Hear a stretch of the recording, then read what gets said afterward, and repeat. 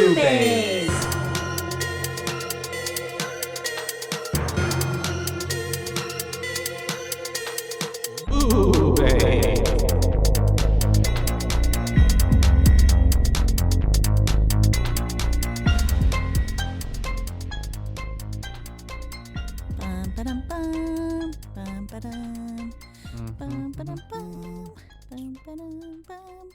It's our 100th episode. Dum ba dum.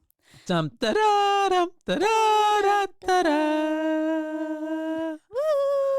Boo! If only we could have like real fireworks going off in the background. Oh, great sound effects. If we throw these gummy worms in the air, they'll look like fireworks. Mm-hmm. But let's not do that because they're my favorite candy. Because I want to eat them. Yeah, they're good. And on that note, the blue you guys, and red ones are my least favorite. So those are my biggest favorites. they're everyone's biggest favorite. The green and orange is my favorite, which is everyone's least favorite. So it makes it really easy to We're share very gummy compatible. worms. Yeah. So, That's crazy. I didn't. Yeah. And then the yellow and red are middle of the road for me. Same for me. Yeah. But just reverse on the other side. Why? What is it about the green and orange that you like? Citrusy. I like citrus. You do. I'm the opposite. I like the more like sweet. Yeah, the red's a little too sweet. Like berry type of flavor. Yeah. So you know what? This all makes me think tart. of Gushers, and I want some Gushers now. Ooh, I haven't had Gushers or even thought of Gushers in so They're long. good. They are so good. Gushers and like a fruit roll up. Oh yeah. I want one of those. You remember the fruit roll-ups that had tattoos? Yes, I do. That was fun. Or That's like where my addiction started. It was a gateway drug. The zebra gum. It is the zebra gum Yeah, that had I tattoos. loved That came in zebra those. gum. Ouch! That came in the tin can. Yeah, That gum zebra tasted was good it was too. Good, yeah. I don't think the flavor lasted long. No. But what was that other one? The 7. It was in like a red tin or something. I don't know. Red tin. And it was. And it's 7 was a part of it. I thought so. I could be I don't know. imagining it. I don't know. Like an Altoids tin, like type of tin, No. or like a more. Yeah, it's kind of like a Band-Aid tin. I thought that was the Ouch ones. No, that's the ones I'm talking about. My bad. Yes. What are they called? They're called Ouch. Oh. With like OUCH and then like a big exclamation point. And there was a red, a green, and There's a more generic one that I'm thinking of then. Oh, really? Yeah. Because it almost looked like watermelon in a way. And then there's Hubba Bubba Max, which was in that roll. Yeah, which like that, I like loved tape. Hubba Bubba. Yeah. Oh, the bubblegum tape, that was good as well. The Hubba Bubba was always really good because it was always very juicy. Yeah, it was. And you can make really big bubbles. I love double bubble, but those lost flavor. Yeah. Really fast. That's the yellow and blue, right? I think so. The tiny ones that were always wrapped like a little piece of candy. You get them at parades, and they have like watermelon and sour apple and like all those other flavors that are really good. Blue raspberry, so great, but their flavor didn't last that long. This is now a candy podcast. It is. You could do a candy podcast. But I could because I have such a big sweet tooth. But anyways, this is BooBaes. BooBaes. That's right. We're your hosts. I'm Caitlin. And I'm Joshua. And it's a party here today because it's our 100th episode. Oh, yeah, I remember that. Okay. But that's not the same one. That's not what I'm about? thinking of. But that is. Not Bubbaloo. Bubbaloo. No. It had something like a 7 in it. You remember Chiclets? Yes, I do remember Chiclets. Those were yummy too. I liked them because I could just pour a whole bunch in my mouth and then just make the biggest bubble gum piece. I would just put them all in my mouth just because I was that kid that just wanted them all at the same time. Yeah. I don't see what you're talking about, but no self-control. Maybe it didn't have a 7. I have really bad impulse control. I would recognize the packaging if I saw it. Yeah. But we'll look it up. It's long. okay. Yeah. But for our 100th episode, what are we going to be talking about today? Saw 3. Saw 3, you guys. Continuation of the Saw franchise, yep. Which we've been covering if you haven't been following with us our past 2 videos. Saw 1 and 2 respectfully. Yep. Saw 3. This is the one that had the leg twisty scene. It does. Yes. Yeah. Gross. Yeah, that was pretty gruesome. It's pretty brutal. That is not a way that I would want to go. No. And then when his head was turned 100 all the way and around, you could see the little, top of the spine just protruding. Or like whenever his leg was turning and you see like his bone pop out. Yeah, it's pretty gruesome. That I don't remember. Really painful. I don't remember any part of Saw 3 except for that. Okay, gotcha. But I remember seeing it in theaters. Oh, really? Yeah. Mm-hmm. Or it could have been a Saw rewatch, like for Saw 5. You know, sometimes they'll like have those Re-release, yeah. Yeah, and they'll like to lead up to it. It could have been that. Because we would have been like, what, 12? When that came out. I wouldn't be surprised if can I even get into an R-rated movie with an adult? Yeah. Yeah. So I must have seen it with an adult. But I do remember that scene, and I feel like I remember watching it on giant television. Gotcha. So like a movie theater screen. Oh, I can't even imagine watching these like in theater, actually. Wow, that's a lot. This one, actually, out of all of them, this one actually, one scene particular, but there is a lot of it that was like, even for me, I was like, oh, this is a lot. I was like almost gagging at a few points. Yeah. The whole pig scene. Oh, that was really gross. That like triggered my gag reflex. I was like, ugh, and the way it looked when it came out as well. Oh, it's like chocolate milk. Yeah, it looked really gross. And like the viscosity of it and the way it looked on him, like gloss, like it looked really weird, like glazed. It was disgusting. And the surgery scene with her and John and the skull. That was making me. I couldn't look. I wasn't. I was looking through the corner of my eye. Was not looking. I was because even I found myself notes. like Amanda being very squeamish. Yeah. In the moment, and I'm like, oh, that's really weird. But yeah. Yeah, that was. It was. I mean, they held nothing back. They showed it all. Yeah, it was like up close and personal. Pretty brutal, especially even with the in the beginning here where we're about to start with Troy and even with Carrie. Yeah. Like, it's pretty gruesome. It was. Yeah, with Troy, I was like, oh, how Hellraiser of them. Yeah.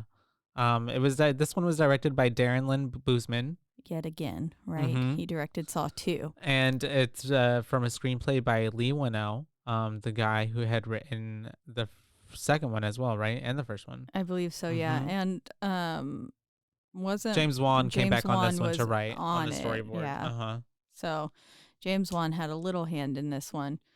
And this movie made $164.9 million at the box office, and it had a budget of $10 million. Wow! Yeah. So it made a pretty decent amount. That seems like a really big payday to me. I'm sure the studio made a lot of that money, and none of the people who actually made it did. Yeah. But yeah. I can see that because I remember back in the day, like Saw was really like everybody was like all about Saw. It was really hyped up, especially because they were releasing subsequently year after year, 4 or 5, and this is 06 already. Yeah. So at this point, they were like, "What's gonna happen next?" Yeah, yeah. They were coming back to it. Not a long wait. They were really churning these movies out. And it really did it. I will say that each Saw movie, at least for 1, 2, and 3 that we've seen, they have a very common thread line through it. Yeah. You know, Jigsaw, John, basically mass serial with like, but each movie in itself like tells its own tale and part of the puzzle of what is Saw, I guess, and what it's going to be, even I guess in the other movies, because obviously this one ends with it's going to be continued on. Yeah. So I really do enjoy that like each story is in a way different. Like this one focused really heavily on like John and like this couple that we see throughout the movie, whereas the other one focused on the people in the house and like it was more of like a escape room type of situation. And then the first one was more intimate again, but with like 2 different people that were strangers who didn't know each other. This one was definitely less police based too. Yeah. Even though it starts out feeling like it is going to be heavily because police based. Them coming into a crime scene. Yeah. I will say though, if I'm just being real off the bat, this is my least favorite out of the 3. Really? Yeah. It got a 30% on Rotten Tomatoes. It was this one, at least for me, and the other 2 were like an hour and a half ish. This one was 2 hours and 12 minutes. Yeah, it's an hour and 48 without ads. Okay, there we go. Yeah, because I saw that it was 2 hours on Pluto, and I was like, went, what? Nope. Sorry, yeah. And so then I just went and rented it because it was an hour and 48, which still shaved off a few minutes. If you can fast forward through the ads. Oh, really? Yeah. Oh, okay. Well, that's good to know.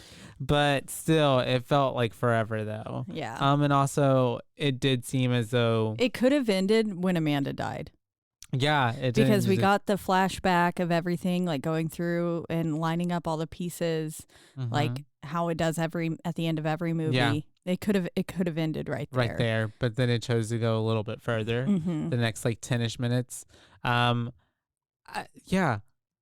Overall, we'll just have to get into it. But and really leaves like a huge hole of like who the fuck's gonna be Jigsaw, and a lot of unopened like questions of like who that lady was in his flashback and all these things. And I was like, is that his wife? Yeah, that's what I was giving. Like she also wife, a little bit looked lover. Like Carrie. This is giving a flashback, but then we didn't really get anything from it. Yeah. And so I'm like, well, this is obviously setting something up that we're not going to get now. Yeah, because I mean, even, which I thought was really cool in this one, is when they answered the question that we had of Amanda being Pigface. Yeah. In the first one. Yeah, which she was.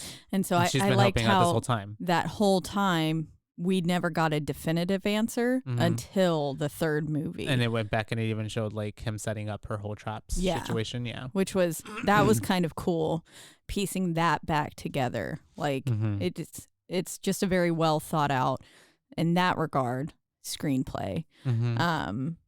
And I do agree that there is, I mean, I'm hoping there will be some sort of answer. I don't know. We're not covering the rest right now. But with that whole flashback scene, because otherwise it does feel a little random.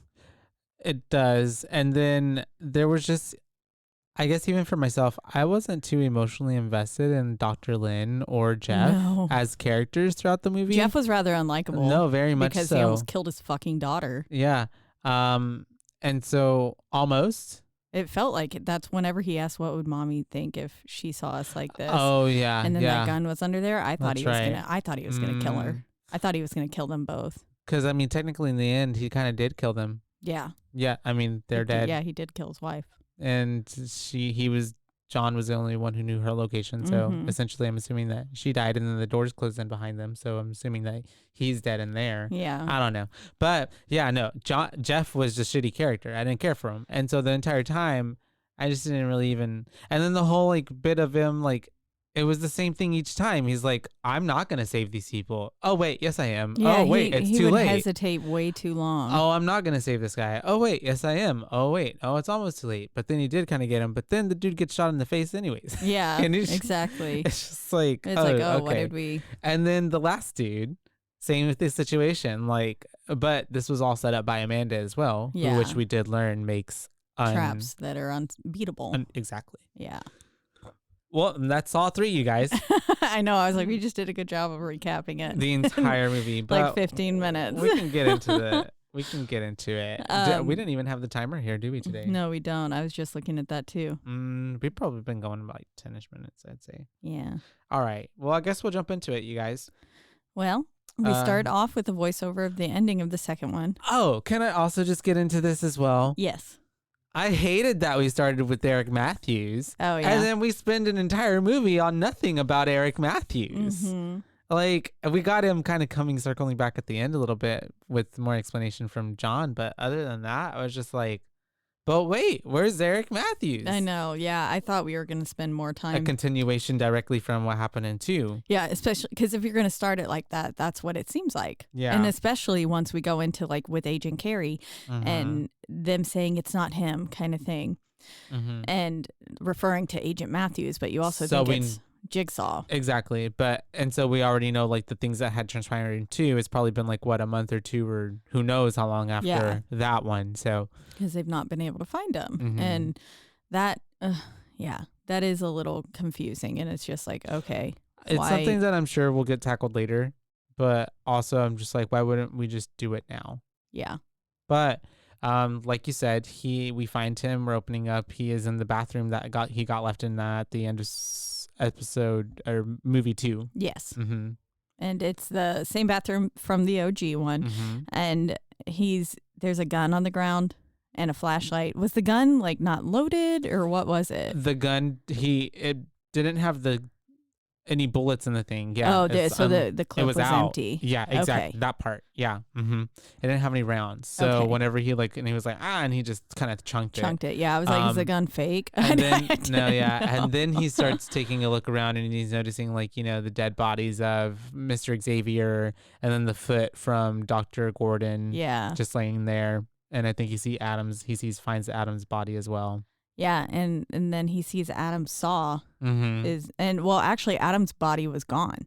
Was it? He was clipped to where Adam's body was. Oh, okay. Yeah. She had removed Adam's body, but she saw Adam's saw, and I was like, Adam's saw was broken. Mm-hmm. But maybe they put in a new saw for there him. was 2 saws though. Yeah, so maybe they went and grabbed Gordon's saw.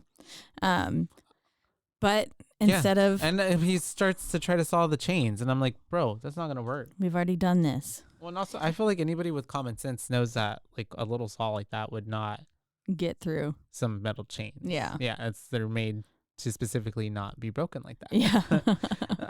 But yeah, he obviously, I love how fast he gives up too. He's just like, and just throws it on the ground. Yeah, and he also put his sock in his mouth. As if whenever he was going to chop his foot off. But then didn't do it. He put his sock in his mouth. That was so gross. He's trying to find something to bite. Yeah. Icky. But anyways, instead of deciding to cut his foot off, he decides to smash it off. Yep. Break all the bones. That's even any better. I know. That's what I was thinking. I was like, I feel like that might be worse. More painful anyways. Yeah. Because it's excruciatingly every time you move it one way. But at least you won't bleed out. Except for he did bust his foot up pretty bad. So it could be really bad internal bleeding. Yeah. It hurt to watch. It could be busted up just enough to let him get out, but then also they could fix it and it could heal right. Yeah, that's as opposed to being amputated. Yeah, that's true. I don't know. Regardless, and then it just looked painful. He snaps his ankle and he's able to slide his foot out though, which was.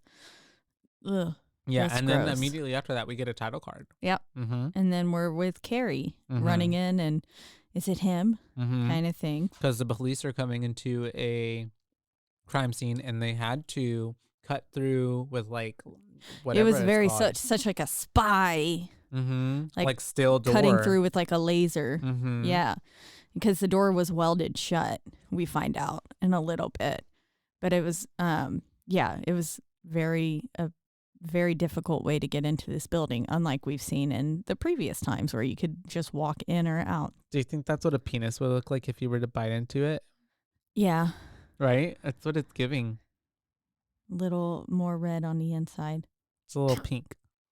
And so Carrie rushes in, like you said, asking if it's John. They can't ID him yet because he's obviously fucked up. But it's also just setting up we haven't found... Did I say John? But I meant Eric. We haven't found Eric since the last movie. Yeah. He's still missing at the hands of Jigsaw. And so she runs in there and eventually we find out his identity is Troy, right? Yeah. Yeah, because the tape plays and it says, "Hello, Troy. I want to play a game." You know, our standard opening sequence from Jigsaw. Very formulaic at this point. Yes. And he then proceeds to tell him why he's in this situation. Yeah, he was in prison and more comfortable in chains than you are in freedom, basically. And then he says, "Tonight we'll see how far you're willing to go to break those chains." Or something along those lines. Yeah. And this is where I was like, how very Hellraiser. And it looked like if very Hellraiser could have had this effect with the needles in the skin or the hooks in the skin, it would have been awesome. Because the practical effects here were really good and disgusting. Very realistic, and it looked like it was actually coming through. It didn't look like there was any pause or anything because he would just be yank and then oh, okay. Yep. And the actor, there was a pretty rare real portrayal. Yeah. It wasn't too... It looked like genuine terror in his eyes. And I feel like it was pretty it would have probably been easy for an actor to overplay. Yes. And be really exaggerated, but it was just kind of enough. Like Amanda dying. Yeah. Oh yeah. But it was just enough to make it seem real. Yeah.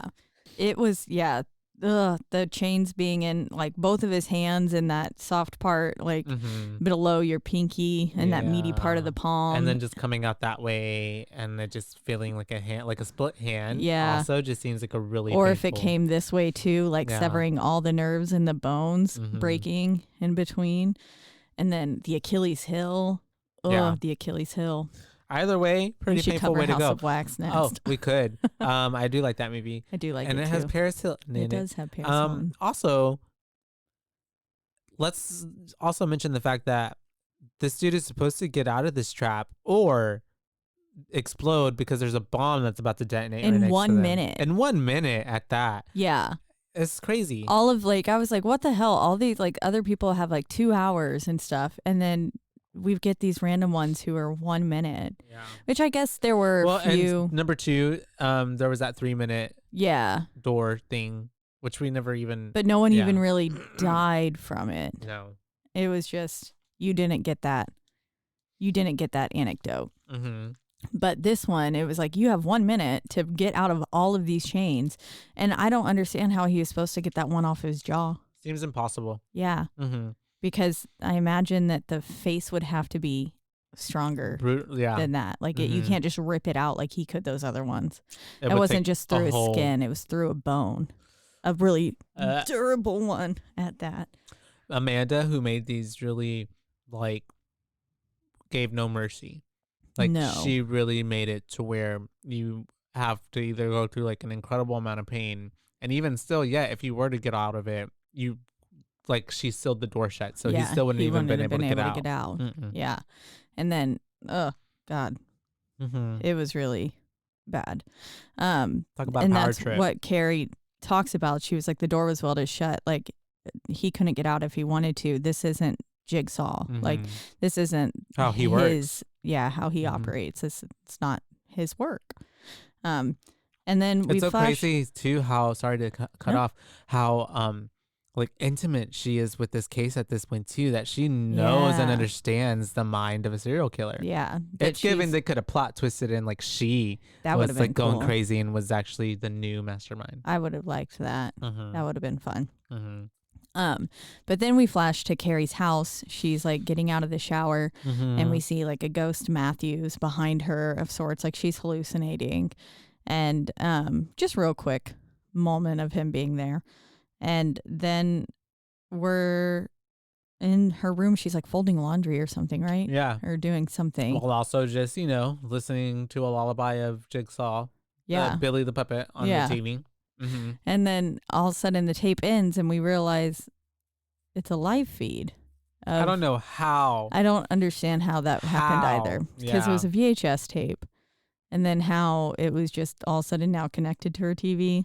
I was a little confused. A live feed of her in her room coming from the closet in her room. Yeah. I was like, okay. Yeah. But they did it.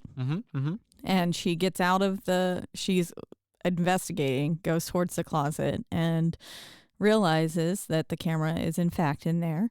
But as she's messing with it, boom. Someone behind her pops up in what could be only a pig mask. Of course. Pig face. Amanda is there. It's got to be Amanda. Yeah. She comes in and she's kidnapping her, of course. Yep. And we switch over and we wake up and Carrie is now in a test. A really wild looking contraption. Yeah, that's kind of like essentially what the bear trap on the face and the Venus slide trap things were, but like sideways and put on your ribs. Yep. Ugh, connected to each one of her ribs. That was pretty brutal. How? What? Yeah, I know. Like getting in there. How? Keep someone knocked out enough just to do all that. Put machinery on them and then that it like clamps into their ribs. Like what? I feel like she wouldn't be alive. Regardless. Yeah. Like there's no way that she was getting out of that. She was doomed from the start. At this point in time, like, so I kept falling asleep. And like even to this point, that was when I texted and was like, y'all, I don't know if I can do it. Yeah. Because I was only like 10 minutes into the film. Yeah. And I was like, I've already like fallen asleep like 3 times. Yeah. And then so I paused it. And then whenever I woke up from my nap, I was hungry. So I got food and Andrew's here. And he was like, I'm gonna wait to eat until we start the movie. And I was like, are you sure? You sure you want to eat and watch this film? And he was like, good suggestion. I was like, it's pretty gross. And he was like, no, Schlotzsky's holds up well. And I was like, no, I'm talking about Saw. I'm talking about the film. And then after this scene happened where her ribs got ripped off, he was like, okay, this might be a little difficult. And I was like, yeah. I could have. There's no way that I could have been eating and watching this movie because it made me squeamish, and I don't get squeamish. Yeah. I had to eat beforehand. I was like, I'm going to eat right now. I'm just going to scarf down 3 little pieces of Schlotzsky's pizza, and then we're going to start the movie. Yeah. And that was what I did. But good call. Yeah. Because I ate after this, just ate before coming out, and before knowing that I was about to go eat, I was already kind of getting turned off from like, oh, I don't feel hungry anymore. Like, I don't think I can eat. Yeah, and like food does not sound appetizing right now. Yeah. And so she unfortunately has to play this game of putting her hand in a bowl, cup, a beaker of acid, a beaker of acid where a key is at the bottom of it, and supposedly gonna disintegrate in a matter of a few seconds. It said. There was some sort of tablet that was like, I guess, making it more basic or something at the time, and then I don't know. As the video went off, I don't really understand. I don't know the science, but apparently she had to beat not only the key like fizzing out, but also a timer that's gonna make those things pop off of her ribs. So yeah, it's crazy. It was. And Jigsaw was savage. Whenever he was like, hello, Carrie, I want to play a game. And he was like, you're dead on the inside. You identify more with a cold corpse than a living human being. I was like, damn.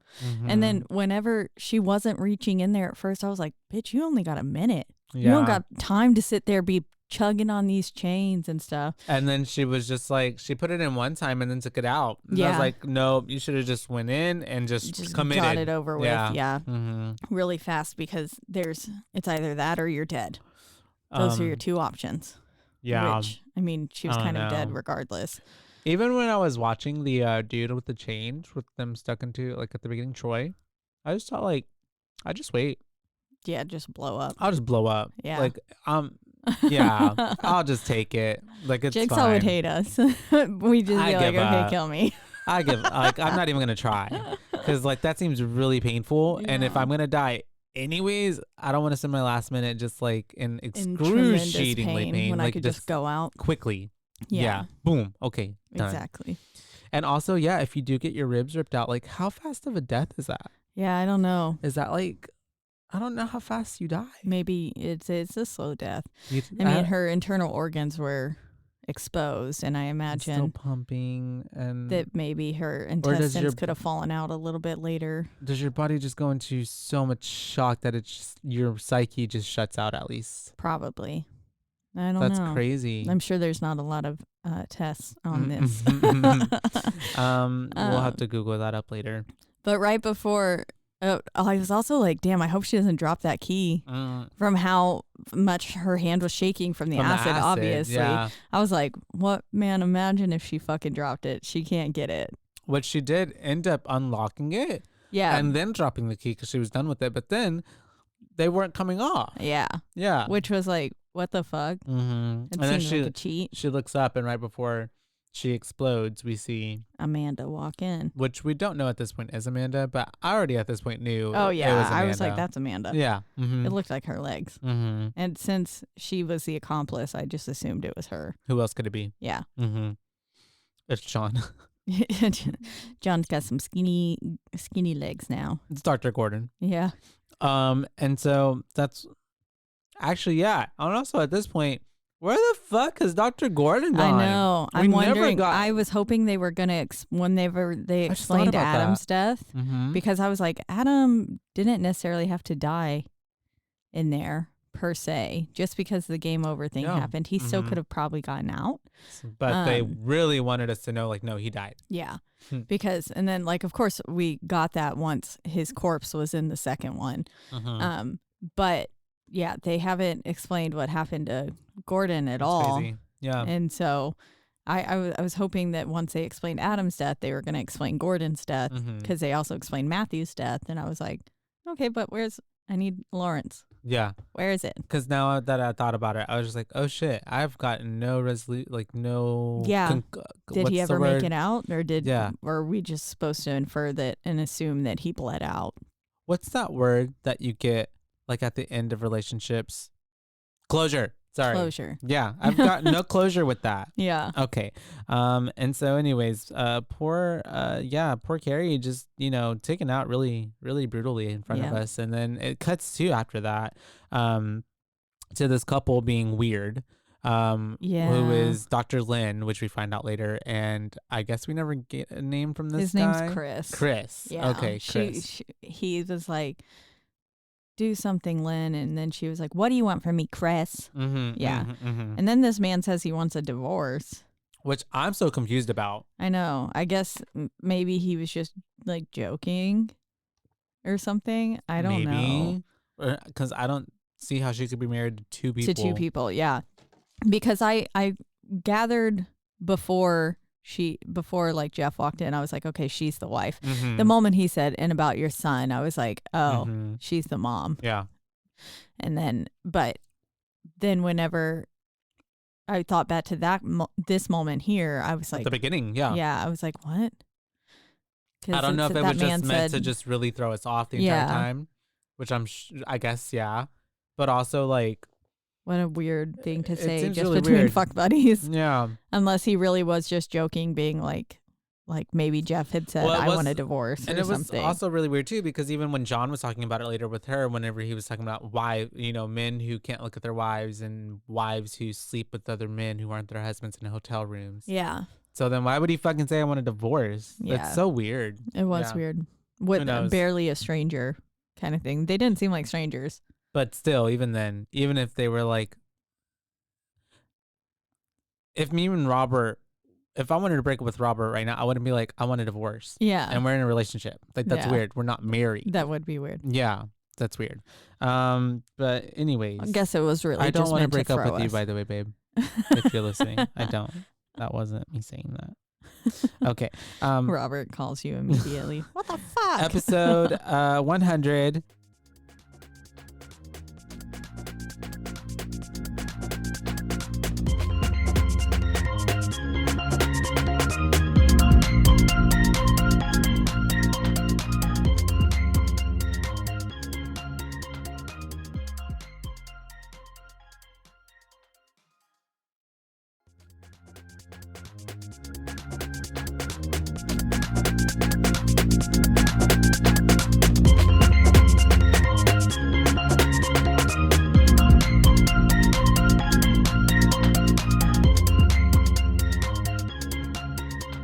So now we're in the hospital room because Lynn got called to the hospital. She had to go in at 9. Even though she's supposed to go in at 11 usually. Yeah. But they switched things up on her in the last minute. Yep. So she went in and she was sitting there in the locker room as she's being called to trauma. And she gets there just in the nick of time. And it's a little boy who was roughly the same age as Daniel was. When her son died. Yeah. And she's thankfully able to save or at least stabilize this little boy. But it took a nurse dragging her out of there. Yeah, it was like she had to get chewed out. Yeah, because she wasn't in her right mind. No, she's taking apparently antidepressants. Yeah. So she's kind of probably in like a drugged up state of mind most of the time. Yeah, very mellowed. Not in like a doctor numb. Trying to like, perform Save surgeries lives. and stuff. Yeah. Yeah. Think fast. But doctors need antidepressants too. I'm sure they do. I could never be a doctor. If I was a trauma nurse or something, Jesus. No way. No way. I could never deal with that amount of a responsibility. Yeah, it is a lot. It's other people's lives. Because even if you're not saving someone's life, like immediately, like someone doesn't come in with like a fucking pole through their chest, like you're also making decisions that can affect them later. Yeah. Like anything, like whatever. Like that's crazy. Terrifying. Too much responsibility. I'd kill people. Yeah. Not on purpose. Yeah. But on accident. And I couldn't live with that. And so after getting chewed out and then like her being like, oh shit, what the fuck, she ends up wanting to go to her locker and get her shit, but in the locker changing area, whatever doctor's headquarters are, she gets locked in. Yep, she's locked in. And she's like, what the fuck? And so she's trying to call someone for help. Yeah. But essentially, she ends up getting confronted by Piggy Face. Yep, Pig Face gets her. And so we all know what that means. She's been abducted. She's been abducted, and now she's gonna be playing a game. Yep. And I was like, oh, have they kidnapped her to keep John alive? That was my initial thought. And yes, that is correct. Yeah. John's looking extra dead. Yeah. He's not looking that great. John looked rough. He did not look good at all. Looks like me now after like a night of drinking. Yes. I didn't drink. But I did get home really late. Even just staying up late, you're right. Yeah. Just not getting adequate sleep. Yeah. And I had a lot of stress yesterday just because it was contest day. Yeah. Makes me stressed. It happens. I lost a nail and it ripped below the nail line. Ooh, painful. And it bled a lot.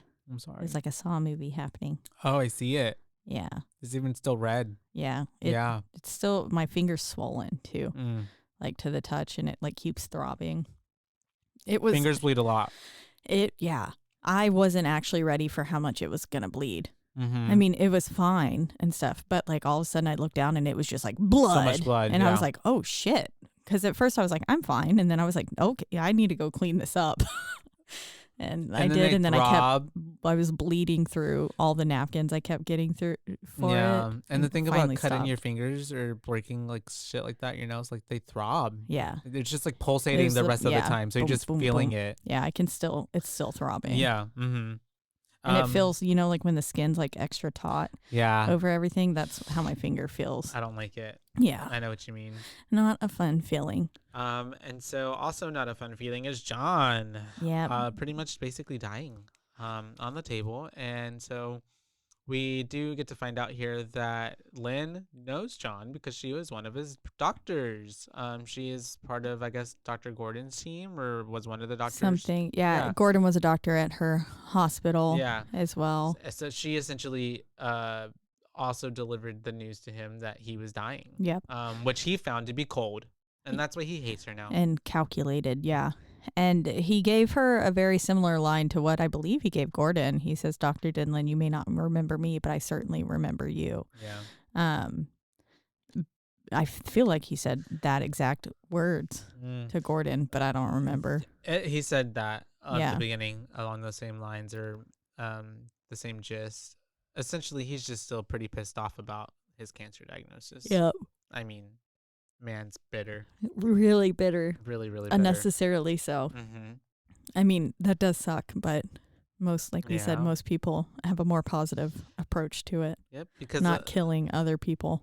His whole reasoning for also like exactly because his whole reasoning for him like using her as a pawn is that one, I guess she's the one who told him about the cancer, so he's really bitter about that. But then he's like trying to throw at her is like, you're neglecting your family and you're like you're dead inside. You're dead inside. And like I'm like, bruh, yeah, she's processing the trauma of losing her child. Yeah. Like, exactly. She didn't do anything wrong. A good right to be. And then like exactly whenever Jeff, when he was like, you're a shell of your like former self since your son died. Yeah. I was like, yeah, anyone fucking would be. I would be. Years or not, I don't think you just recover from that. Like that's, your children are arguably like some of the most important things in the world to most people. And I can't imagine losing a child. Yeah. Like, what is that? No. Didn't they say a parent shouldn't bury their child? Yeah. And so, I apologize. You should have not have brought these in. The gummy worms. I've just had a gummy worm in my mouth non-stop this entire time. Oh, I found the timer. Oh, God. It's in the seat with me. It's okay. We're chaotic. I made it work. We're allowed to be. It's our 100th episode. And this was our celebratory cake because I wanted to bring some sort of cake or something, but I didn't know it was our 100th episode. And I was like, well, I have these gummy worms I was eating on the school bus yesterday. I love gummy worms. I love anything gummy, honestly, though. Yeah, me but too. sour is good I'm too. not supposed to because it has gelatin. Oh, is gelatin bad for you? Gelatin just technically has animal byproducts in it. Right? Yeah. Isn't like horse ground up? Yeah. Hmm. Same with glue. Glue is horses ground up. Gelatin has like bone in it. But how do they do that? Why? How does that turn into one thing to the other? You know what I mean? Yeah. Like that's crazy to me to think that like that would turn into something like this, or that they turn into glue. Yeah. And marshmallows as well. What is marshmallows? What is marshmallows? It has gelatin. Oh, I didn't know that. Anything that's gummy or like gum, like fluffy like that. Yeah. Because marshmallow fluff. Yeah. It's a gelatinous kind of form. And that comes from ground up horse bones. I believe so. Right? Maybe not horse bones, but it definitely is bone. Yeah. Human bones? Maybe. We're cannibals now. Eating gummy worms, cannibals. Look, and they're in a animal shape worm. They are.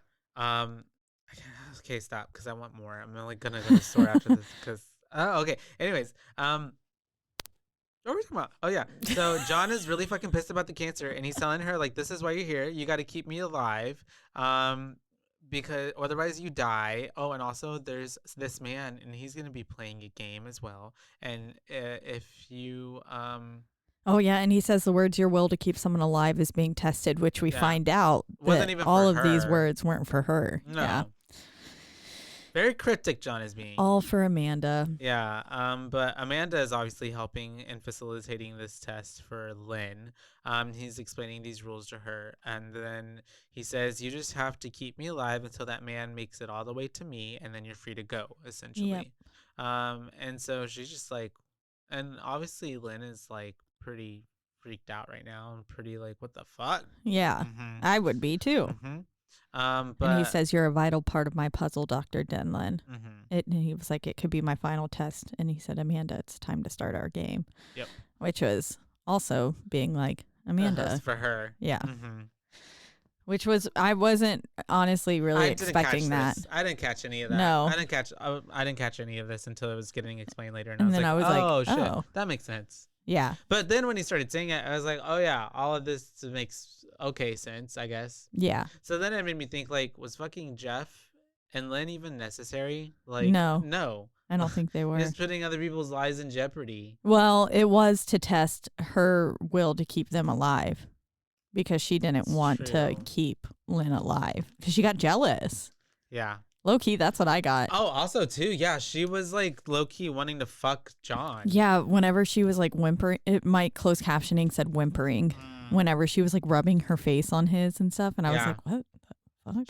Amanda was giving really weird vibes the entire time. I was like, she's got. And then whenever she would come walk into the room and she saw John holding like Lynn's hand and stuff, or whenever he was thinking about that blonde lady and then was like, I love you, and looked at her, but she was like, the fuck? No, clearly he just had his brain open. Yeah, like, he's delirious. Yeah. She's crazy. She does not think straight. Amanda also gave much bigger like bitch than she did in previous versions. Yeah. I wasn't expecting that. I was like, damn, who is this Amanda? Yeah. She was pretty nice. At least a little bit. In the last one, she still tried to help Daniel. But Jay was more or less trying to like. It was a play. She was acting. Yeah.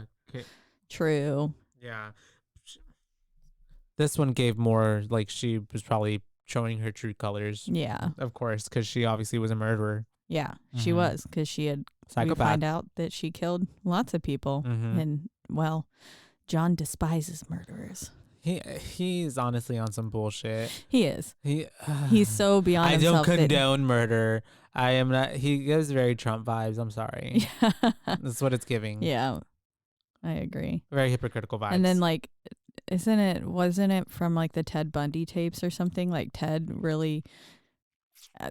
It was one of those, or I was like the mind of a serial killer or something. I was watching one of those shows, and someone was really like almost not.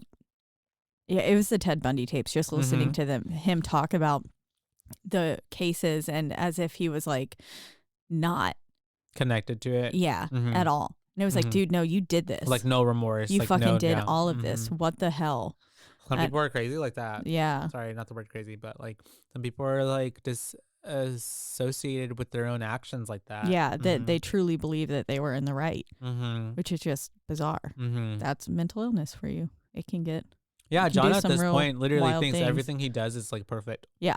Everything he does is like to help people. It's a God complex for like just what it is at a base level. And it's dark. But basically, this is where we get Jeff now. We're with Jeff in a box, and it says, "Hello, Jeff." And he's like, "I would like to play a game. I would like to play a game." Yep. You've become a shell of your former self. Vengeance against the man who killed your only son, blah, blah, blah. With each test, you'll have a chance to forgive. And in 2 hours, the doors will lock, and this place will become your tomb. So we got 2 hours on the clock. We're with this man. We figure out. Which seems more like John's setup. Yeah. It does. Like, this is definitely something that John is setting up as opposed to when Amanda was setting up all that dumb shit with Terry and all that. And it gives that, too, because he was like, this might be my final test, like that I get to play out kind of thing. Because he was about to die. Yeah. And so his hands, like this was the last one he was going to get to do. Hands on. Yeah. And so, for the whole time, I thought this was definitely John's work. And then we flash back to Jeff, the dad, being drunk and practicing what to say to the guy who killed his son. And just like, come here, I'm your teacher, blah, blah, stuff. I was like, what? Basically just trying to live out what would be his fantasy of everything he'd ever want to say to the person who took the only thing he cared about. Yep. Apparently. Even though he's got a daughter. And a wife. Yep. Yeah. And so all that's happening. And his poor daughter, she was being so neglected. I thought he was gonna she was so scared. You could tell whenever he came in after that. Yeah. Whenever he heard the children's laughing or whatever. And I was like, oh no, please don't hurt her. Yeah. Kind of thing. If anything, that would have gave Jigsaw even more motive. Yeah. For real. Like why he should be there. Yeah. But at this point, I think I have Lynn testing John for some reason. I don't know. Yeah. I think basically I might have skipped to part 2 because then do you have the whole her getting ready to go to school thing? Oh, the little girl? Yeah. Yeah. My bad. So oh, I don't have that here, but I remember it. Okay. Yeah. Basically, though, that's where I was talking about that, where I was like, I feel like he was going to kill her and himself in that instance. Whenever he said, what do you think? Like if mommy would say if she could see us like this or something like that. And sounds deranged. Yep. And then whenever he pulls back the T-shirt and we see the gun there, I was like, ugh. And I was like, good thing she was like, okay, well, I'm going to go get ready for school. Yeah. Because I felt like if she would have stayed in there longer and kept talking, he could have gone off the rails. And then we get him getting out of the box, too. Yeah, he gets out of the box. And at that point, I don't know, is he already come into contact with his first picture clue? Yes. Yeah. And there's a little note that says, open the door, Jeff. And then there's a key and a photo inside. And it's of himself at that point, right? But it's like ripped out from like another bigger picture. A whole picture, yeah. And so it's a part that has his picture on it. He's essentially like a puzzle piece. And then this is where, Lynn is testing John, and she's trying to like get his metrics and like checking, what doctors do to like give you a checkup essentially. Yeah. And she's noting all the things and she's basically like, this man needs to be in a hospital. Literally. And then Amanda comes in and she's being a fucking bitch. Yep. This is where I put, damn, Amanda is a bitch now. Because damn. Fucking cunt. Yep. Your favorite word. I love it. Because she's just arguing with her, and Lynn especially just being like you said, like there's no way that I can help him here. Like he needs to go to a hospital. He's on the verge of death, and like there's nothing that I can do for him. And she's kind of like, good try. Yeah. But it's like, no, she's telling you the truth. This man's really close to death. And then I think even at that point, because she's Amanda's arguing with Lynn, she's telling John starts to yell at Amanda and get on to her. And he's like, our doctor can't do what it's being asked of her if you're threatening her. Exactly. Because Amanda's like, he chose you. He chose you. With a gun or something. Like, you can already tell she's unhinged at having to go along with this plan for some reason. And it might be like striking up some insecurity she has. And John ends up convulsing at this point because he's having to yell at her, I guess. This part was actually pretty scary. And he starts like going into like a fit. Kind of sad for Amanda because her acting was pretty good there, where she was like crying and stuff. I thought because she obviously at this point cares a lot for John. In a weird, maybe love interest type of way. Yeah. Who knows? Maybe or father figure type of way, which is really weird. And she's like trying to seek his approval, but he's fucking dying, and Lynn's like. He's like throwing and up. Lynn is even like, see, bitch, like, what else do you need to see? Like, he needs to go to a hospital. And he starts throwing up blood and stuff too, right? Yeah, because they hold the oxygen mask on it. Yeah.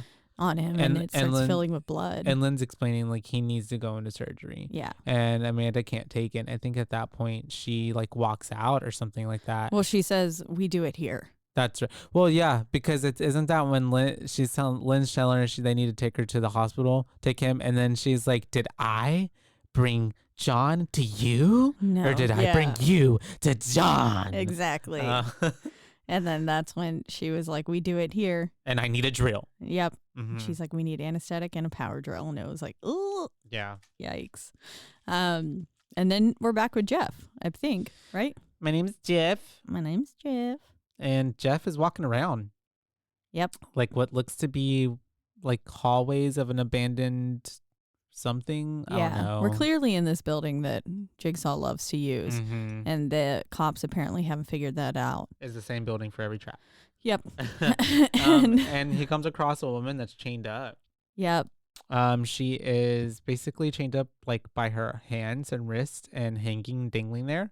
And that's whenever where does he find the tape this time? It was like on the floor in the corner of the room. Just like there. Yeah. Because he picks it up and he starts playing it. And essentially... You find out her name's Danica Scott. Yep. Which, Danica Scott, what a name. It sounds like a race car driver. Yeah. I think that's like because there is one who's... Danica. Patrick. Okay. Danica Patrick. Yeah, there you go. That's what rings a bell. But we find out that she apparently was a witness to his son's murder. Not only a witness, the only witness. Yeah. But she took off. Yep. She did not stay to report or like to claim anything. And she could have been the one that brought the killer to justice, basically, if she would have provided her not alibi, but her witness testimony.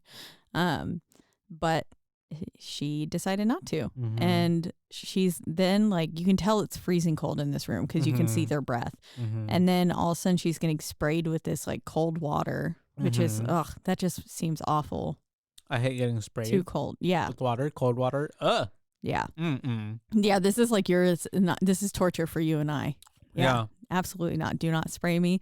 And then I don't like the cold I don't either. Yeah. So this is the worst death that could possibly happen. And it seems like such slow and torturous. Antagonizing. You can't do anything. In the way when she's getting sprayed with water, she's just like all she can do is just scream. Because I imagine, like whenever something's so cold it burns. Yeah. Like, freezer burn. Yeah. That's, I imagine what it had to have felt like. Poor thing. And this is where he's, like we talked about earlier, just going back and forth. Of like... Jigsaw tells him exactly where the key is. And what he needs to do, but he's just like, I should let you rot because of what you did and all this. My son died, and she's so like, you can die. And I love how she's like, I made a mistake. I'm human just like your son. Sorry. Well, she said, I'm a human just like your son. I was like, do not bring up his son. Yep. Wrong choice of words there. Literally. But apparently it worked because then he was like, okay, fine. I'll go get the key. And he ends up trying to, but ends up like taking a big old chunk out of his face. Cause yeah, he gets it his up. face got... It's very like, what's that? Christmas Story? A Christmas Story. Carol? I don't know. Yeah. Where they get the tongue stuck on the pole. And also too, at this point, you can tell like it's too late. Yeah. And he still does it. Because she was basically frozen. Yeah. Already. Like she already had a solid sheet of ice over her. And when he's trying to go up there to try to like turn the key into whatever he's turning, it's all frozen solid. Like he can't even fit a key into any type of keyhole because it's frozen solid. So by this measure, I would say that his actions have sucked. Because she's dead. And it didn't even matter. And I thought the whole idea was to forgive. So I guess if he just tries to save them, it counts. That's good enough, I guess. Yeah, I was so confused. Me too. And then I was even more, I was just super confused at like, were these tests then made by Amanda or by John? Because like this one, or even the one with the twisty bones, just kind of seemed unbeatable in a way. Yeah. The pig one, I guess, not so much. That one was relatively easy, dark. But very dark because he had to burn his kid's shit. Which was like, damn, that's fucking really personal. Yeah. I feel like he could have, if he would have just immediately went and got the key, she could have lived. Yeah, that's true. She could have lived. Yeah. So I think it was totally beatable. He just hesitated way too long. Which he does on each one. Yeah. And he had no reason really to hesitate. She was a bystander. And she was like, I didn't do anything. And he was like, that's exactly it. You did nothing. You didn't do anything. Yeah. Which is like, I understand. I would be upset too, but I don't think I would of course you can never really know until you're in that situation. But I would like to imagine I wouldn't let that person die. Just die. Because of. Or at least in that way. I wouldn't want to like go about living. I would want the killer to be behind bars. But it doesn't even daily. Seem like it was if it was a drunk driver, that's like one thing. This guy, like, it seemed just like a really unfortunate circumstance. Like the kid went into the road. Yeah. And it's like more like, where were you as a parent? Exactly. Like you were sitting there on the playground, probably not paying attention until, and who knows? What wife on the playground were you flirting with that your kid? Anyways. He was sitting at the end of the slide and I was like, sir, you're blocking that for all the little kids that want to come down the slide. That's karma. That's karma. Yeah. That's why your son deserved to die. Sorry. And so he ends up I wasn't gonna say it. I'll say it for you. Thank you. He ends up getting that chunk taken off his face, tries to save her, but it's too late. So anyways, by this point she's dead. And so Jeff is not okay.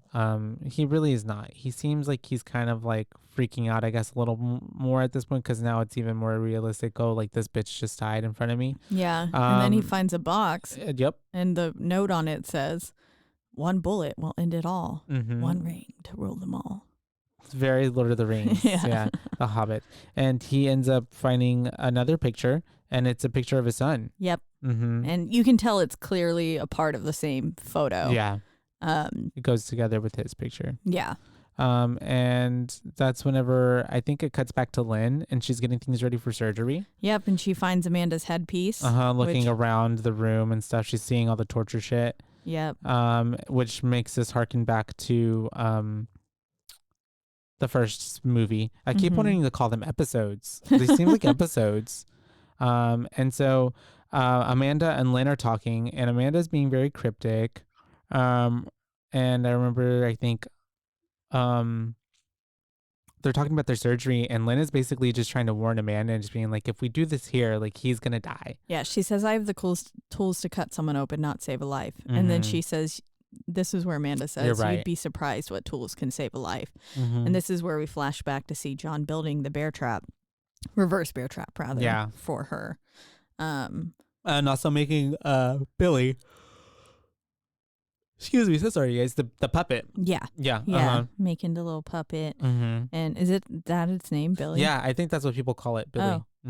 I saw it on the thing online. Good to know. But I haven't heard anybody call him Billy in the film. I just read it. Interesting. On a Reddit. I always just refer to him as Jigsaw, but that could just be me and my ignorance of really knowing this. We don't care. We're gonna call him the fuck we want to call him. Yep. The little puppet thing. But yeah, and then we see this is where she flashes back, or we're with them now, and he says, "There's some things I need you to do for me." Yeah. John is talking to Amanda now. Oh, okay, yeah. After we got that whole setup of him putting her through the first test and Yeah. how we came to Amanda. And it's also at this point I feel like where we were getting more insight of like it's giving like she's in love with him. Yeah. I don't know why through the storytelling it Because just seems like he that. says something like, you're giving me every ounce of your body, like in your soul, like It's every so bit weird, of you. yeah. Yeah. It felt very odd. The wording. Cultish. And at this point she also informs John that Jeff has passed it through the first room. Yep. And then she goes and finds that envelope with her name on it. And then she's basically coming back, right? And says that she can't do this. Yeah. And he's saying, like, you're stronger now, blah, blah, blah. She's like, throughout this whole movie, having like an internal dialogue or breakdown or whatever it is. Yeah, she seems very conflicted. Struggle. But also not, because she's like killed. Yeah, she's a murderer, but I think it's more so because things are going the way that she wants them to go. Yeah. Like I feel like at this point is in a phase of like more so trying to take the game from Jigsaw. Yeah. But Jigsaw is also still alive. And then also in a way she still wants his approval, like almost in like a daddy look how good I am way. Yeah. But yeah, she's also just a fucking psychopath. So nothing makes sense. That's true. And so we're back with Jeff and he's walking through and this is whenever he finds that tricycle. And it's got Billy the puppet laid out. Like his kid. Just like his son was. I was like, ooh, that's pretty fucked up. Yeah. And of course it up, starts laughing. It starts laughing like in all the movies. And that's whatever. He says he sees a door that says time to let go on it. Yeah. And goes through it. That's where we find some man locked inside this metal vat kind of thing, this giant metal cylinder. Yeah, which I was like, wait, what is that? Because you can obviously hear him calling out and we don't see him at first. But yeah. And climbing up, I don't know what that is even all supposed to even be anyways. Like what? I guess a mill, some type of something where they make probably sausage. Maybe. But we have this dude and he's chained up and he's at the bottom of the hole and we get a tape and it's basically saying that this is the judge from the case of his son who had sentenced the dude that had killed his son to a very light sentence of 6 months. Of 6 months only. Yeah. Which I was like, that's it for like vehicular manslaughter? I don't know. I mean, it wasn't premeditated. And then like the guy was young, 27, a med student, stuff like that. That doesn't make it better. But it's like, again, it's not this guy who is drunk driving. It was like, sorry, that was just funny to see you go, no. Hard pass to that one. If it was the only one left, yeah. But I saw that like, no, I see some of your friends are in there. How about you tell them to come out here and talk to me? How about you tell the red and blue ones to come my way? It's very creeper vibes. That was creepy. That sounded creepy. Actually, no, your friends are hotter. Why don't you tell them to come outside? Okay, there we go. But yeah, that's, I don't know. That still is a very light sentence. Yeah, I can see. I would be pissed off. Yeah. And so we have him saying, John essentially is like, you can either save this man by burning the possessions that you've been holding on to for too long that are your sons and receiving a key, or you could let this man just die. Yep. And that's all it takes. Yeah. And we see that how he's going to die is he's chained like flat on the ground with the chain around his neck in this vat, as we said. And all of a sudden, as that's happening, big fat pigs that are covered in maggots, they're rotted. Yeah. They are not like a fresh pig. No. They are brown.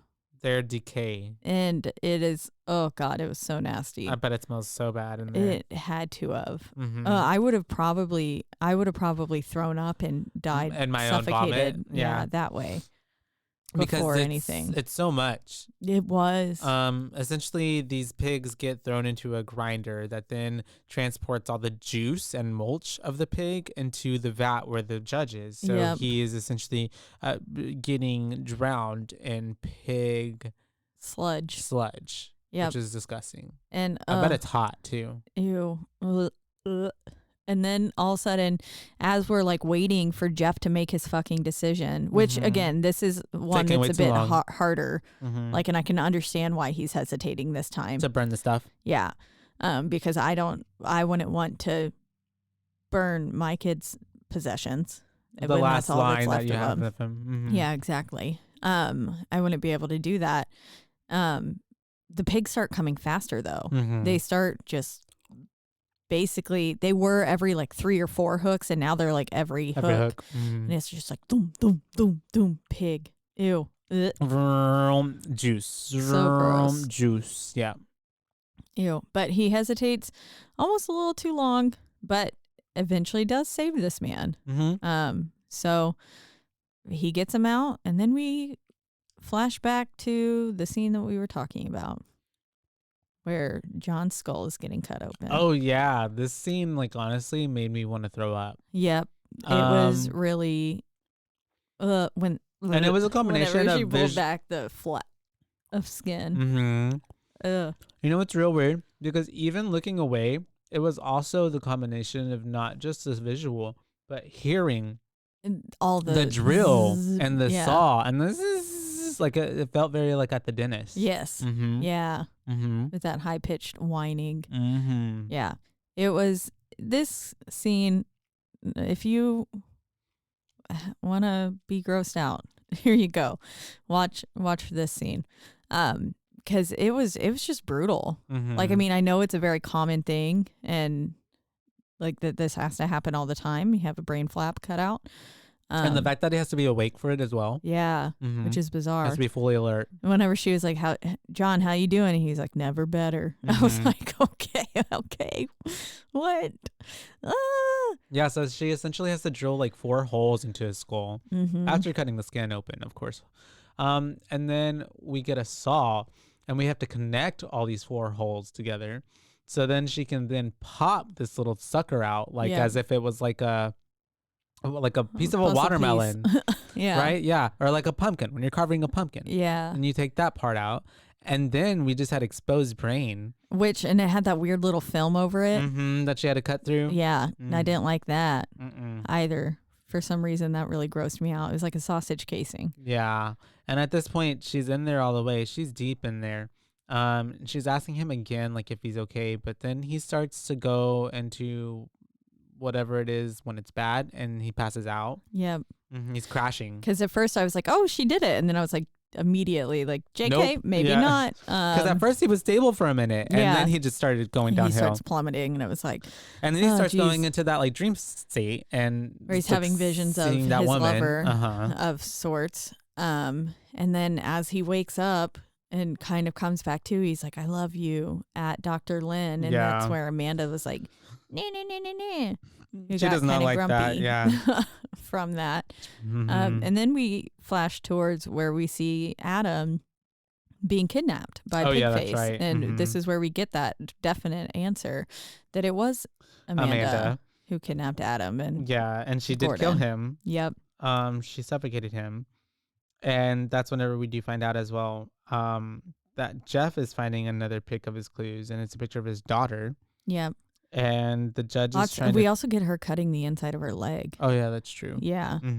Which was, I think she cut the inside of her leg each time she killed someone was what it was. Yeah. And then I like how it also answered, because remember in the first one, I was like, I wonder how in the hell did they not see him breathe? But he injected himself. John did. Oh, yeah. Whenever he was on the floor. Yeah. He injected himself with something that slowed down his heart rate and relaxed his muscles. So that way he basically was in an almost dead state. The whole time. Yeah.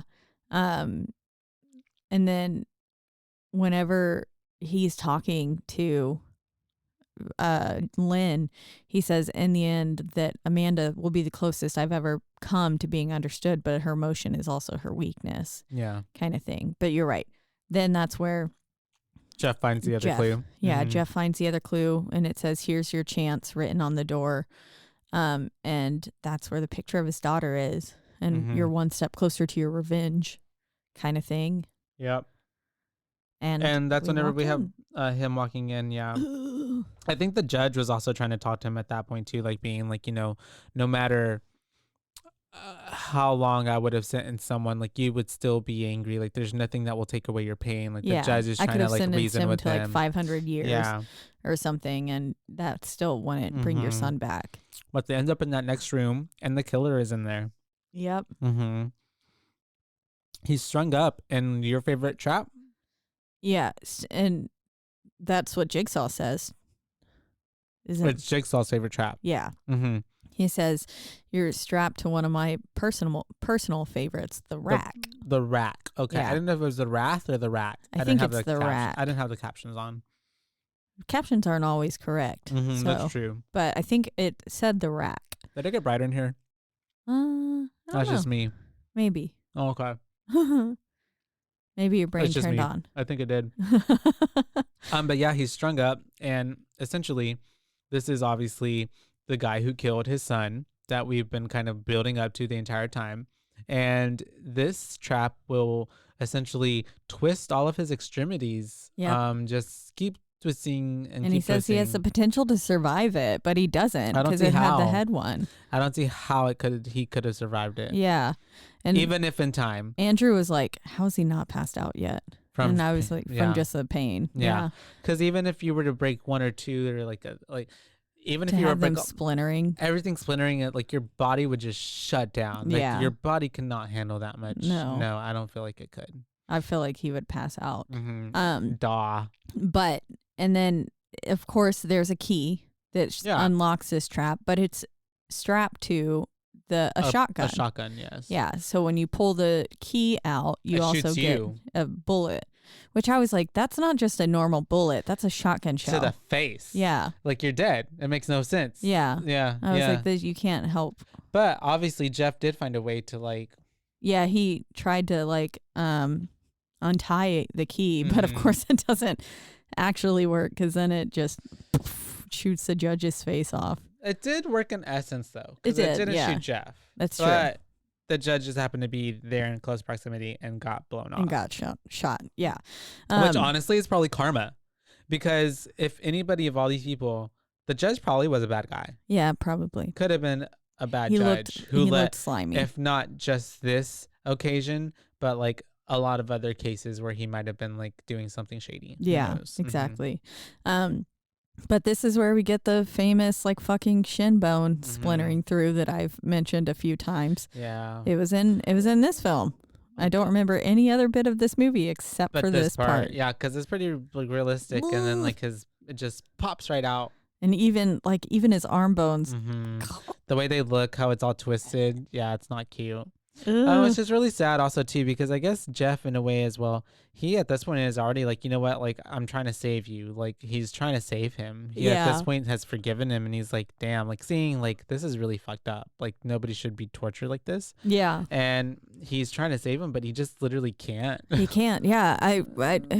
I couldn't tell if he couldn't get the key in or he couldn't find where the key went. I think he couldn't find where the key went. Or it was just already too late. And by that point, it was already, like, the dude's head was already, like, twisted. Like, halfway twisted, yeah. And it twists, like, almost a full 180. Yeah. Right? Yeah. And it just... It was really bad. But, yeah, his head is a little twisted and popped right off. Yep. And so then... we do go back to John, and he's asking Lynn about her husband. And at this point, this is whenever they're talking about the whole, like, you know, husbands that can't look at their wives and wives who cheat on their husbands. And she's like, you don't know what you're talking about. And he's like, oh, but I do know. I know everything. Yeah. And he asked her. And she says right now she would give anything in the world to see her husband. And I think at this point, too, this is where we get from him where he's like, I don't condone murder. I despise murderers, he says. Yeah, that is exactly it. And Amanda walks in, and I think she is trying. This is where they're holding hands. Yeah, that's right. And they're kind of having a moment, and Amanda walks in, and he's like, it's okay. We're fine, Amanda. We don't need you. Yeah. And Amanda does not like that one Was bit. not a fan. Oh, it broke her, honestly. Yep. Yeah. And because then this is where she was like, well, he made it through the last room. And then that's when John's like, okay, well, she's free to go, and lock her collar. And Amanda's like, I think not. Yeah. I don't think we're done. He's not done yet. Nope. He hasn't made it all the way through. Completely out. Yeah. Yeah. Uh-huh. Yikes. And so Amanda definitely has her own ideas. Yes. She ends up, I believe at this point, and at the same time, we saw John, as he was talking to Lynn, was pouring wax on something, a tape, I believe. Yeah. You saw that, right? Yeah. But I didn't know we what it was. We don't get any payoff from that, but he's doing that. So I'm assuming that's going to come back later. And at this point, with Amanda freaking out, she has a fucking gun. Yes. And we see that she's unhinged at this point. He completed the third test and all that, and she was free to go.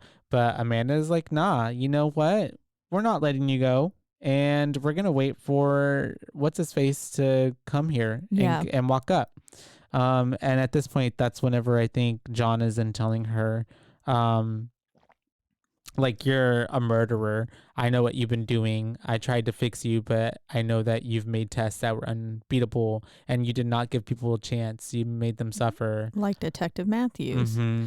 And then that's when we flash back to the beginning of the movie and her trapping him. Yep. But then him getting away, and then him like essentially beating her up a little bit. Yeah. Then having a whole altercation. He bit her in the leg. Mm-hmm. I was like, damn, he just bit her fucking leg. The only parts of this that made me like really like were those 2 times that like when he was on his broken foot and then like and then like she kicked it the other time. Ugh. Yep. And she was like, painful. It's right here. Yeah. Because, when the moment he said, you're not Jigsaw, I was like, Matthews, dude, you're not Jigsaw, bitch. Yep. Yeah. And he kept saying it. I was like, damn it, dude, you just killed yourself. Mm-hmm. You just got yourself killed. That broke her, honestly. Yeah. But then she turned around, and then that's whenever we don't get anything from that, though. Because I don't think he is dead. Because then John was like, you left him for dead. Yeah. And he said, I had to clean up your mess. Mm-hmm. I don't think he's dead. Maybe he made it out. I think he's somewhere. Mm. Mm-hmm.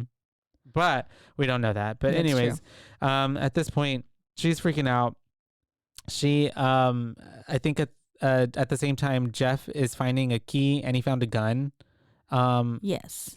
Or he used the key that he already had, and he gets through this like gate, and then he finds a gun on the other side, and that's whenever he also finds the picture, the final piece, but we don't see who it is. But it's obviously his wife, right? It's obviously his wife, who you can also at this point infer is Lynn, in my opinion. I think so too. Yeah. Because it's all leading up to it, because we get the revelation from John as he's explaining to Amanda that this test was never really necessarily about Lynn or Jeff, but for Amanda herself. Yep. Mm-hmm. And at this point too, the truth is kind of coming out of Amanda's mouth. She's like kind of cursing at John and stuff as well. And it's like, you can really see her true feelings now. Mm-hmm. And then, because she's calling him a murderer. Yeah. She's like, what you do is no better than murder. Like, you fucking torture people and they make them kill themselves. Like, you're a murderer. Mm-hmm. And then you're right. This is where he starts explaining that the whole game was for Amanda. That this was her destiny. Yeah. Because she shoots Lynn. Ends up shooting Lynn whenever Jeff is just coming out and he's screaming out, Lynn, and she's like, Jeff, and then like the way that Amanda's just like sideways, just like boom, like it's so cold. It was like she's just like she just takes the gun, bam, pops her sideways. Lynn gets shot, and then immediately Jeff's like fuck and shoots Lynn in the neck. And Lynn's on the ground. Shoots Amanda, sorry. Yeah. And that's when Amanda goes on the ground, and you're right, that's when John's like, this is your destiny. Mm-hmm. Because she's fucking dying. Your games were unwinnable. Mm-hmm. And then he says, game over, as Amanda goes, yeah. And dies. And at this point, Lynn is on the floor now. Jeff's like, what the fuck? And so then John starts talking to Jeff. And essentially, this is whenever he starts talking to him and being like, now this is your test. Like, you can save your wife. One final test, yeah. You can leave her and save your wife, and like you can whatever. Or you can choose to get your revenge and like kill me and then kill yourself, I guess, essentially. I don't know. Yeah.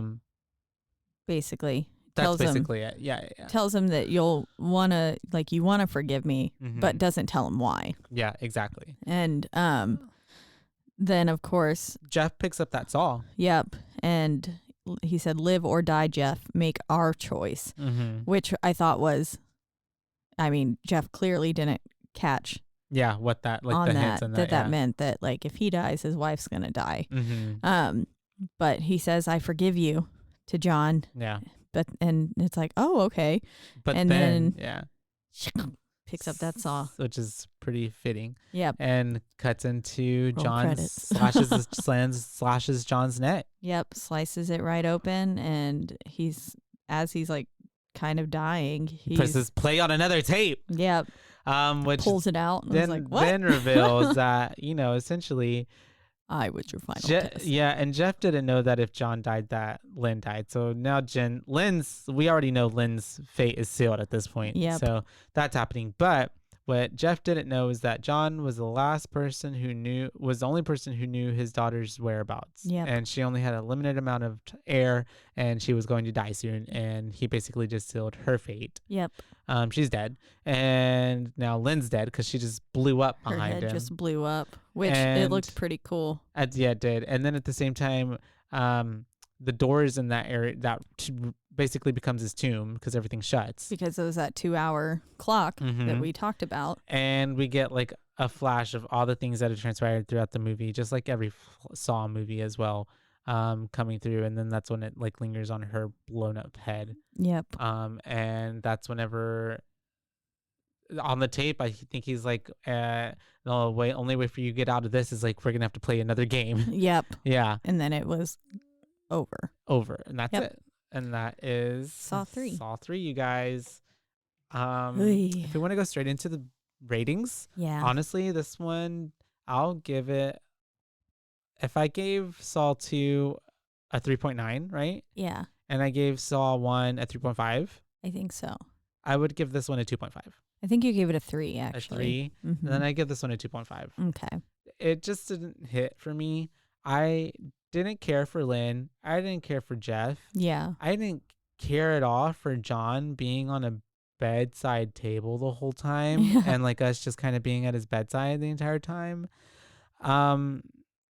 The judge and then the girl, like I didn't get anything from them. I didn't know who they were. I didn't know who the killer was. So I didn't feel anything when they were dying. Yeah. As it was different when it was the people in the house before, because like I actually was following them around the entire movie for the most part. And you get their actual backstories or just something like, I didn't care about these people. And essentially too, we knew like they did something wrong. Yeah. So like it was like, well, they deserve this. Yeah. Almost. And then if the story felt super limited for some reason and not that grand. Maybe it needed to be more cop centered. Maybe I'm finding that's what I like about the Saw series. Was the cop action film aspect. But yeah, this one was definitely more gruesome. This one was more gruesome and not necessarily even in a way that I liked. Yeah. So too much. Overall, I would give it a 2.5. It kind of gave me with wanting more than what it gave me and left me with some questions and left me with some unresolved closure that I haven't gotten from the first movie and then like the second movie with Derek. And so it's just, I don't know. A 2.5. It just wasn't my favorite. I honestly, I hate to sound harsh, but this one I was like just waiting for it to be over. Yeah, that's fair. Yeah. I would agree. I think I would give it solely for the fact that I did remember the leg twisty part. Mm-hmm. And that part like freaked me out. Mm-hmm. I think I'll give it a 2.75. Just because of that scene. I did like it. But overall, it did have me, again, like you said, asking questions, and it just didn't feel as well rounded and well thought out as many of the other films did. And like how you said on the other ones, like everything drove the plot throughout the entire movie. Like this one, like I just kind of felt like, we knew all this stuff. There wasn't really a plot. Nothing was new. Yeah, it was just like bits and pieces of random things that all happened together and happened in other movies. Yeah, happened in other movies. Yeah. It felt like it was kind of just tying up loose ends, but then also still not answering and creating more loose ends. Yeah. Maybe a bridge to what is supposed to come next. Yeah. Which is what they were doing, I guess. They had to kill off Amanda and John. Which True. also makes me be like, well, who the fuck's who's gonna be next? Taking on next? It's true. Now that because it would have been perfect to have Amanda being the one who successor. Yeah, but I don't know. Maybe John was so narcissistic that he was like, no one else could actually do my work, kind of thing as well. It's Gordon. Yeah, maybe it's got to be Gordon. It's got to be. This is why he hasn't been brought him back because he's now the killer. Maybe he's now a part of something. It would be more understandable if his wife and child had died, but they escaped. Yeah, that's true. I don't know. You're right. They did, didn't they? Yeah. Yeah. I forgot all about that part of the story. But anyways, so a 2.5 and a 2.75. I will say the practical effects were out of this world. Yeah. In this one, they were really good, really good, and still held the test of time. I mean, 2006. It's been a long ass time now. That whole skull stuff was pretty squeamish. It almost real. 20 years, right? Yeah. 3 years short. Wow. Yeah. 3 years short. Which is insane to think about, but the fact that it's held up that well over time is really impressive to me.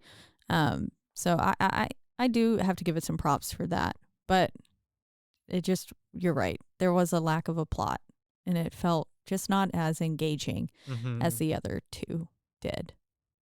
They were just more. It all went quickly because everything was driven towards the plot. Yeah, no, and like I said, this one just didn't feel like there was like the stakes didn't feel as high. I guess the stakes never really felt like there was.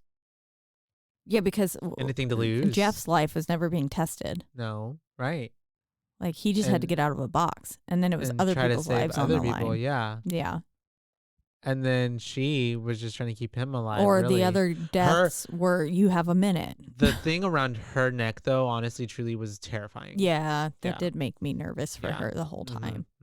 That did.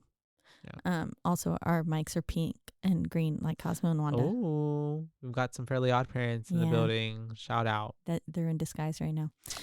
But anyways. As always. We're in the lovely Rogue Media Network studios. They always take good care of us. That's right. And if you want to listen to us or any of the other amazing podcasts that are on this network, you can do so at roguemedianetwork.com. That's right. And if you'd like to listen to us on or any of the other podcasts on the biggest two podcasting platforms, which are Spotify and Apple, you can do that. But don't forget to rate, review, like, and subscribe. That was your bit. That's fine. Sorry. Because that's the only way we get ahead in life. That's right. Yeah. And you can reach out to us on our one social media platform if you want to let us know your thoughts on Saw 3 or the Saw franchise in general. Yeah. Give us a reason to watch Saws 4, 5, and 6, 7, 8, and 9. And God, there's so many. You can do that at our one and only our only social media platform, which is Instagram. At BooBaes Podcast, BOOBAES Podcast. Because we're your BooBaes, not your BooBabes. I was like, I'm not going to steal a second one from you. Bad. And I guess that's it, right? That is, yeah. Until next happy time. 100th episode. Oh, yeah. Happy 100th, you guys. Thanks for sticking around for 100 episodes of us talking in your ears. Our centennial episode. Yeah. Tricentennial. Try? Bye? No. All the eyes. I just wanted to bring back Final Destination 3. It's true. Oh, that was a fun one. Yeah. That was fun. Until next time. What do we want to do next? I don't know. We'll figure it out. We'll let you guys know. Yeah. And until then, surprise. Bye, BooBaes.